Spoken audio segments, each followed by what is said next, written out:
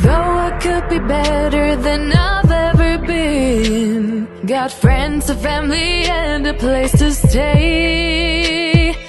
Though I should be better than ever when I see my loved ones every day. I know for every laugh we share today. Good morning mga palangga! Good morning! Kagigising ko lang mga palangga. Tapos na ganito ako kasi medyo malamig dito sa aming bahay mga palangga. Kasi sa labas, meron tayong 14 degree. Tapos medyo malamig ngayon. Kagabi naglinis-linis na ako dito sa bahay mga palangga. Kasi paalis na nga tayo. Nagligpit ako dito ng mga kalat kagabi. Ayan, hindi pa ako nakapagpunas dito. Nagligpit lang ako ng mga kalat. Tapos yung mga iba dito, hindi ko pa na yung mga inanuhan ko lang talaga mga palangga. Tapos itong mga bagahe ko, oh, marami pa akong hindi napasok. Ayan, oh, meron pang may sandal, meron pang ganito, tsaka yung damit ko. Meron pa akong ganito, hindi ko pa napasok. Kaya, alam nyo mga palangga, aayusin ko na naman yung aking tawag nito, yung aking manita kasi may nakikita kayong mga puti-puti dyan mga palangga kasi nilagyan ko ng yung mukha ko kasi nangangati. Tawag nito magpapalit na naman ako ng malita mamaya mga palangga kasi hindi kasya yung aking yung aking mga dala. Pangatlong bisis ko nang magpapalit ng malita. Ngayon ito kasi gusto ko sana ganito, ganito siya, ito yung gagamitin ko mga palangga. Kaso lang, pag ito naman yung ginamit ko, sobrang luwang naman niya mga palangga. Kaya, hindi ko tuloy alam kung ano ang gagamitin ko talaga. Doon sa taas, meron pa kaming mga malita doon na, yung isa lang yung niya. Yung isa lang yung, niya ba? Tawag nito yung tuklap-tuklap niya. Ito kasi parang double Double siya. Yun yung kukunin ko mamaya. I-try ko kung kasya yung mga gamit ko. Kasi, pag maluwang kasi mga palangga, di ba, tinatapon-tapon lang nila yung ating mga malita. Kaya tawag nito, nagwo-worry ako, baka malagmok yung mga dala natin ba. Yan. So, ipapasok ko muna ito dito sa aming, closet. Closet na tawag doon. Hindi ko alam. Basta, ayan, dito, papasok ko muna yan dito. Hindi ko pa maano sa inyo mga palangga kasi makalat talaga yung bahay namin. Kasi 5 days akong nasa work. Pagdating ng work, wala nang time. Kaya ngayon, naghahabol na ako ng time ko mga palangga. Parang ganito pala mga palangga, oh. Parang ganito siya. Ay, shoot. May laman kasi itong mga winter clothes Parang ganito yung maleta na gusto ko. O yung isang tukap-tukap lang ba. Tapos dyan mo lang ilalagay yung mga gamit mo. Ganito siya. Maghanap ako dun mamaya. Kung wala akong makita sa taas na medyo maliit nito. Ito yung gagamitin ko. Yan, dito muna natin yan sila ilalagay. Ayan ako. Tapos, yung maliit. Sana yung maliit. Ayan. Itong maliit. May laman pa tong maliit Damit lang na kunti. Pero hindi ko to gagamitin mga palangga. Yan. Ngayon mag-aano ako mga palangga. Mag-vacuum ako ng aming floor. Tapos mag-ano ako mag-ano tawag nito mag-mop. Kasi mga palangga 2 days na lang. 3 days na lang aalis na ako. Tapos, ayun nga. Kailangan maiwan ko tong bahay na malinis, maaliwalas para pag wala ako dito, si Arto, hindi siya stress ba. Yung wala na nga ako, makalat pa yung bahay, ganun. Ayoko ng ganun mga palangga. Parang gusto ko yung hayahay.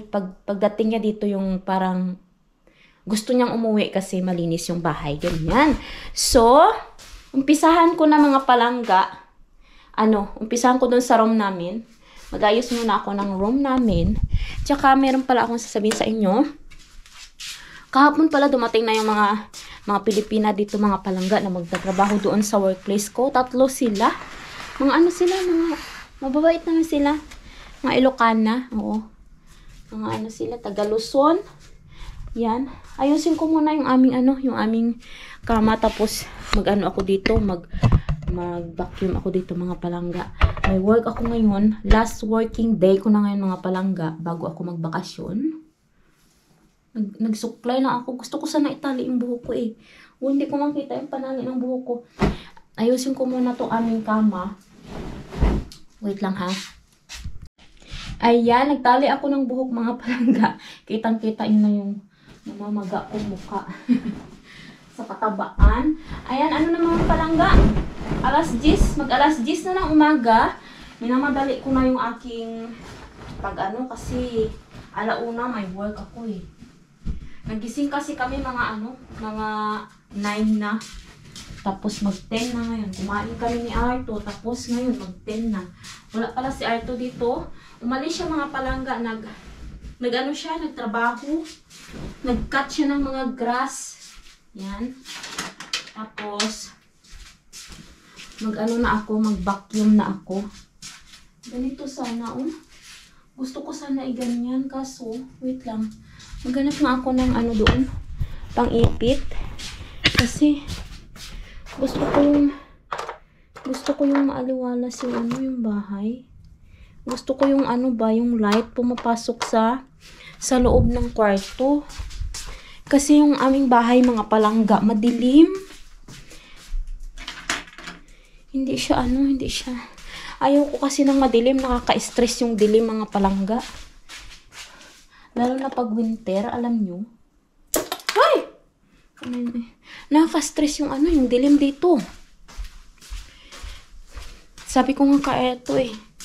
Dapat maliwanag yung bahay. Yan. Talian natin mga palangga.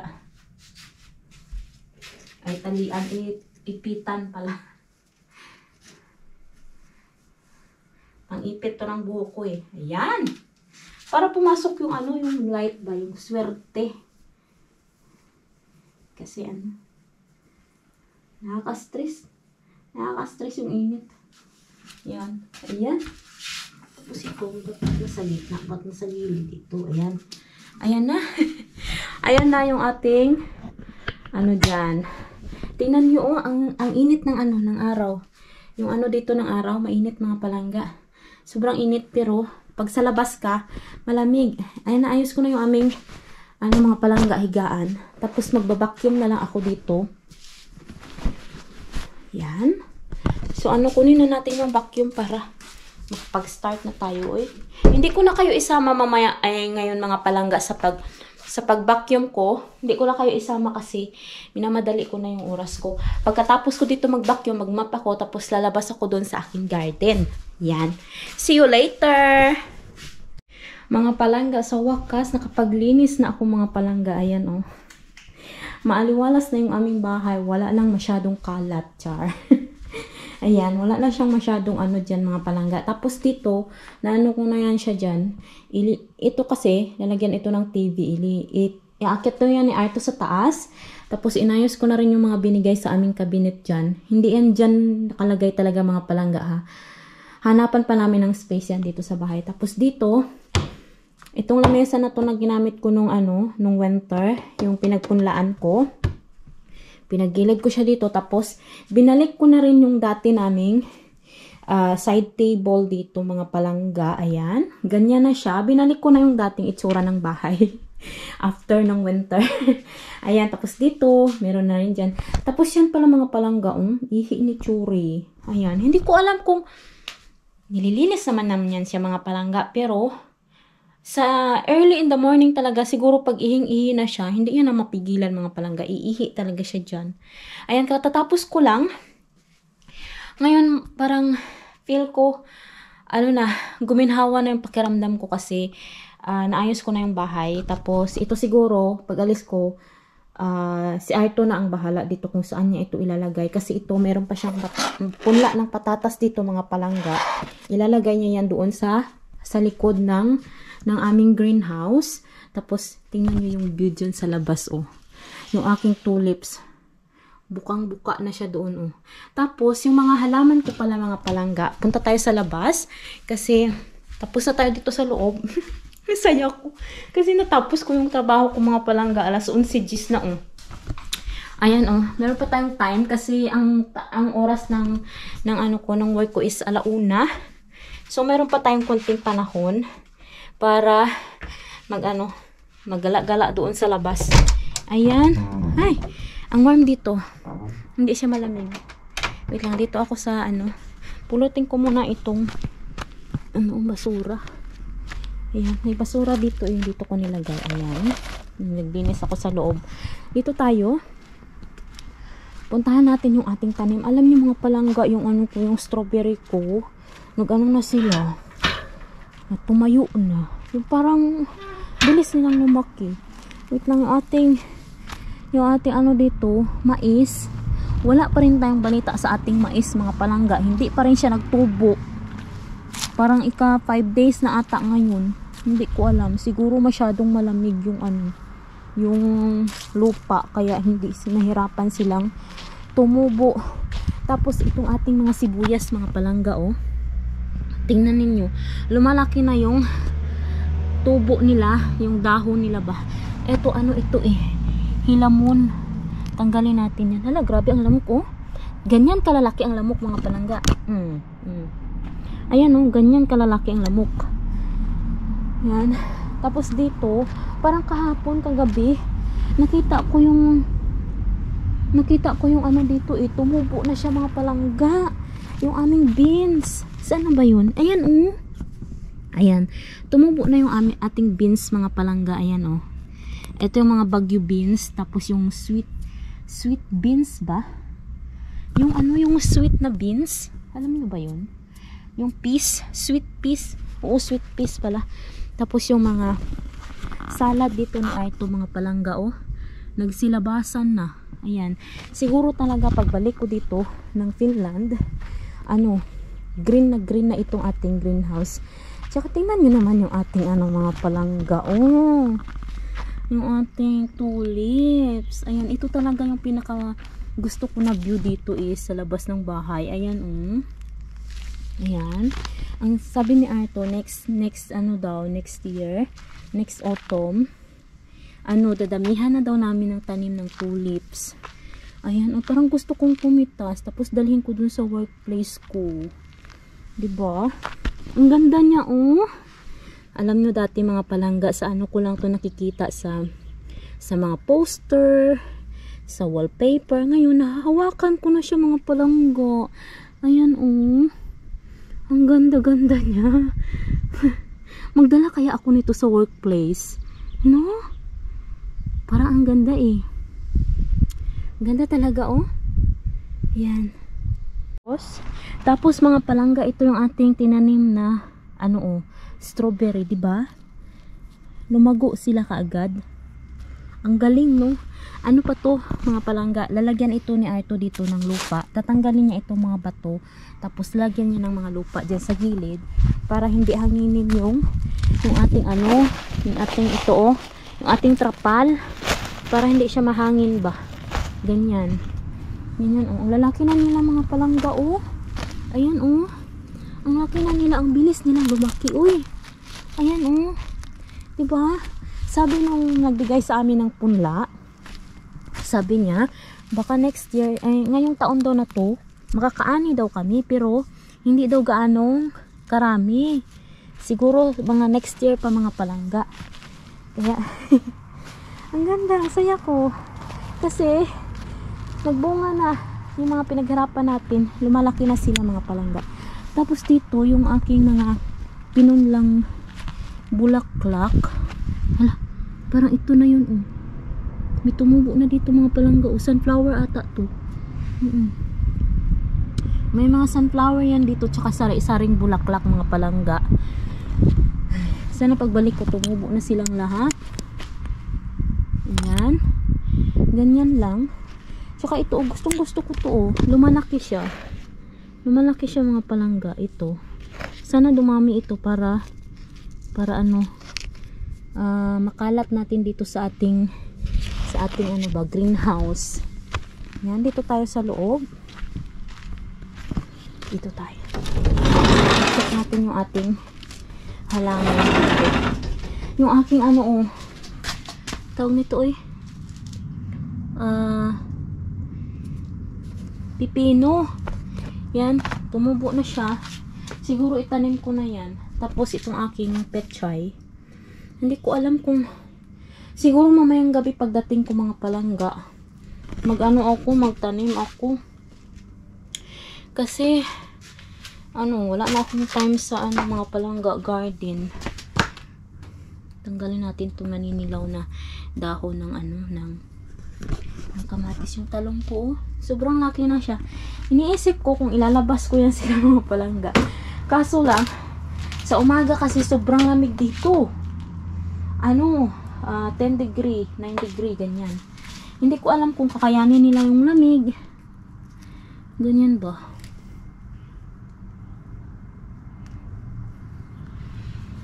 Yan.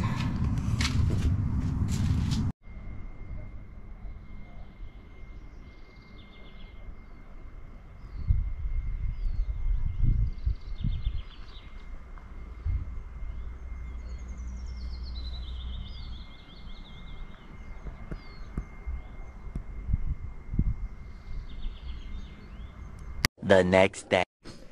Good morning mga palangga. Good morning. Aalis ako ngayon mga palangga. Kasama ko yung mga Pilipina. Continuation na pala ito ng ating vlog mga palangga.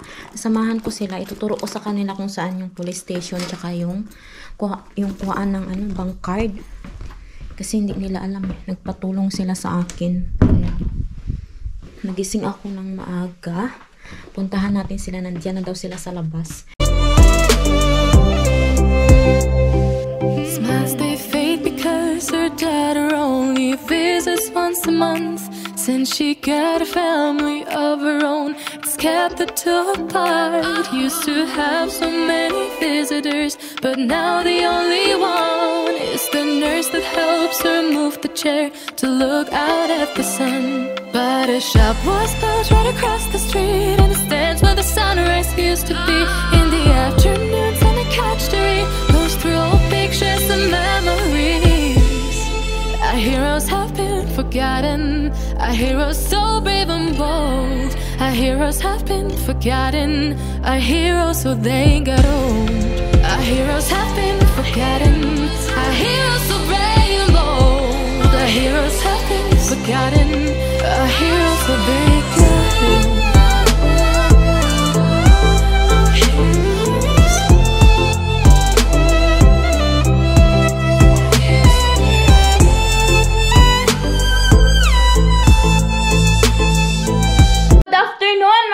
Good afternoon. Nasa bahay na pala ako mga palangga. Galing kami ng Mikili. Yun nga sabi ko kanina. Kasama ko yung 3 Pilipina mga palangga. So, yun. Pumunta kami sa doon sa bayan. Tinulungan ko sila mga palangga about sa kanilang pagkuha ng police ID, yung health card, ganon. Tapos, ano pa ba yung namin? Tinuro ko sa kanila kung saan yung bangko, ganon. So, marami tayong sa kanila mga palangga. Tapos, bibigyan natin sila ng mga gamit. Kasi, may mga gamit kami dito na hindi na ginagamit. Galing na din kami ni Arto doon sa bahay nila mga palangga. Wala talaga silang kagamit-gamit, as in, empty yung bahay nila.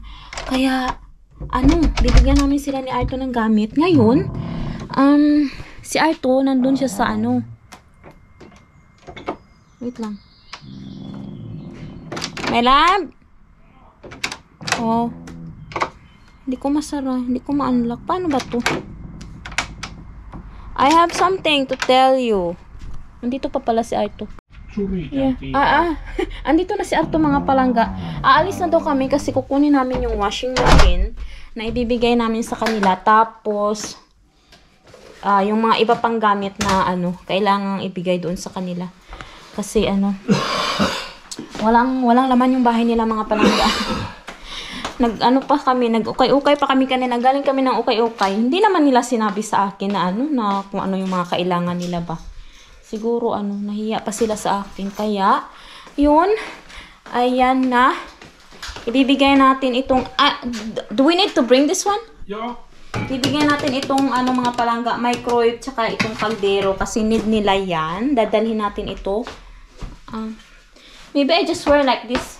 And we get that after we get that wash machine, we get that furniture. Yeah. Maybe I just like this. Yeah, if you can carry. Yo.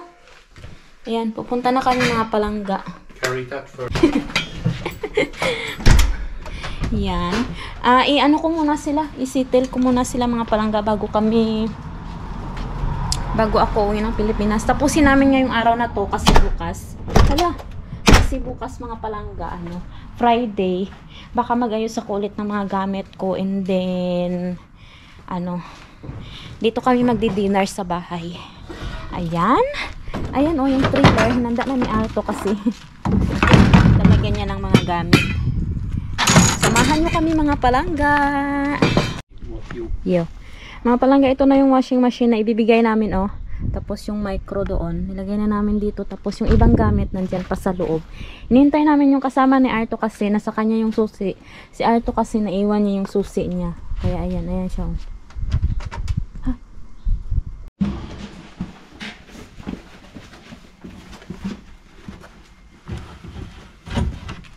Mga palangga, nalagay na nila yung yung mga gamit doon sa trailer. Tapos pupunta na kami doon sa bahay ng mga Pinay na 3 para ibigay na sa kanila yung mga gamit doon. Para maayos na nila mga palangga. And then yun, samahan nyo ako doon mga palangga. Ipapakita ko sa inyo. Nandito na si Arto. Are we going there, my love, now? Yo. Okay. Mga palangga, nabigay na namin sa kanila yung mga gamit. So ngayon pupunta kami ni Arto doon sa may, ano nga tawag nito, yung Dandelion Field mga palangga. Ayan dito yung daan. Ang ganda-ganda ng view. Mainit. So, sobrang init ngayon. Tapos sabi ni Arto, sobrang dilaw daw dyan. Titignan namin. Ang ganda dyan. Ala, sobrang dilaw nga.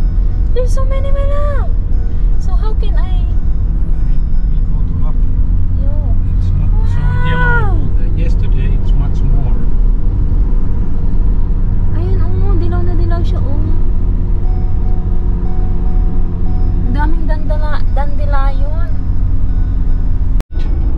Ay, ayan mga palangga ang ganda Parang ang sarap mag-pictorial dito. Yayain ko nga yung mga Pinay mamaya. Punta kami dito. Ayan ganda-ganda.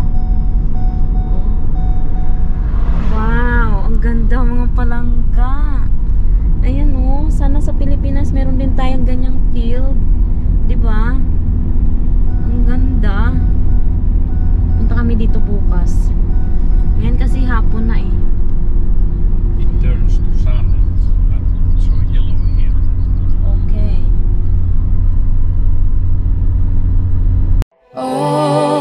But if there's nothing left to cry for, then I will just crack a smile. I had a million. Mga palangga, andito na kami sa bahay. Pupunta ako sa garden ko mga palangga. I-check ko kung hindi talaga tumubo yung mais mga palangga. Feeling ko hindi siya very good na na tawag nito na seeds ng mais. Wala wala tayong nakikita. Ayan palpak ata yung mais ko. Sana ba? Ay! Meron siya mga palangga. Tumutubo naman pala mga palangga. Ay nako. Masyado lang akong kung si Arto pa, masyado lang daw akong busy. Tignan nyo yung ating onion. Nag-grow na talaga siya Ayan My love, look at the onions. And you know what? My corn, I check. It's growing. I said that because it's so hard. That takes time. It's growing, my love. It's better than if you put that in water before you put it there. Okay. Every seeds. Okay, put water Like first. Needs get wet and Okay. Pero yung aking dito, carrots is not yet growing. But beans and salad is Yo. coming. There is a lot of salad. Yo. There's lots. And you need to pick them one by one and put with space, my love. Yo. Look that. Yes. It's so beautiful. Really, really beautiful. Ayan, oh. And once I put little bit water. Yo, this one? Knee. Okay. Hello mga palangga, nagtatanim ako ng petchay. Ayan, oh, hindi pa siya tapos mga palangga. Tinatanim ko na kasi bago tayo aalis para maano na malagay na, kasi walang maglalagay niyan mga palangga kundi ako lang talaga, kasi si Arto hindi yan naman alam niya na gulay, kaya ilagay natin dyan. Tapos meron pa dun sa loob mga palangga kasi medyo marami siya, so meron dun sa loob, meron din dito sa labas isang box. Ayan, oh, yan. So ngayon samahan niyo ako magtanim mga palangga.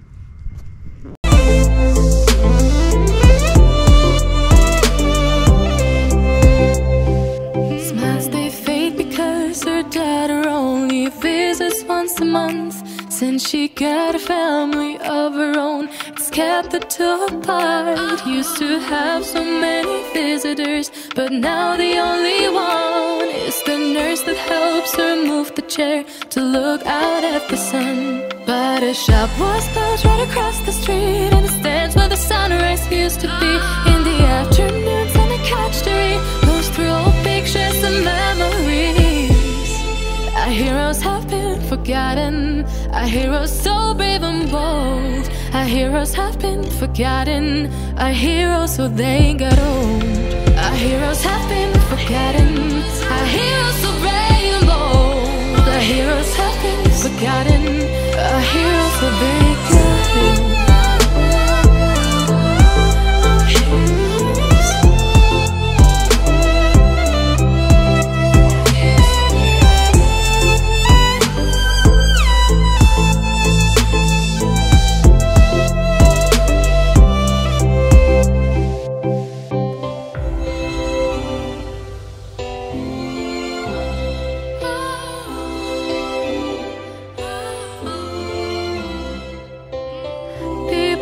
Stay the same, you know. I just hope there's story. Ayan na, tapos ko na siyang naano dyan mga palangga o nahilera. Yan, tingnan niyo, meron akong katul kasi malamok dito. Ayan, nahilera na natin yung ating mga petchay dyan. Tapos dito din sa loob meron din dito eh, pakita ko sa inyo ha. Ayan, oh, meron din dyan. Yan, pagdating natin mga palangga makapagsabaw na tayo. Sana malagaan yan ni Arto. Mabilis lang naman yan maglago mga palangga. Ano lang yan, tubig lang yan. Tapos lalaki na yan sila. Yan. Tapos chinek ko na rin yung mais ko kanina doon. May tubo na siya. Nasabi ko na ba kanina? Hindi ko alam. Nakalimutan ko na siya. Wala, parang tumubo na yung aking ano dito mga palangga, oh. Yung aking sunflower. Ayan, oh. Sunflower ba to? Parang sunflower yan. Ayun pa isa, oh. Ayan. Tumubo na sila. Very good, very good. May mga bulaklak tayo dito. Ayan, ito pa. Ito. Oh. Ayan, nagsitubuan na sila, oh. Yung mga bulaklak natin dyan.